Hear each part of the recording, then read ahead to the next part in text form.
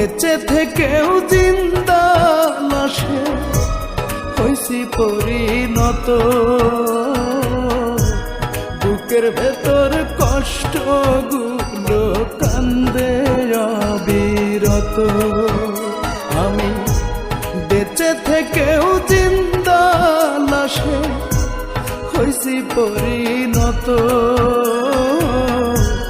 বুকের ভেতর কষ্টগুলো কান্দে অবিরত।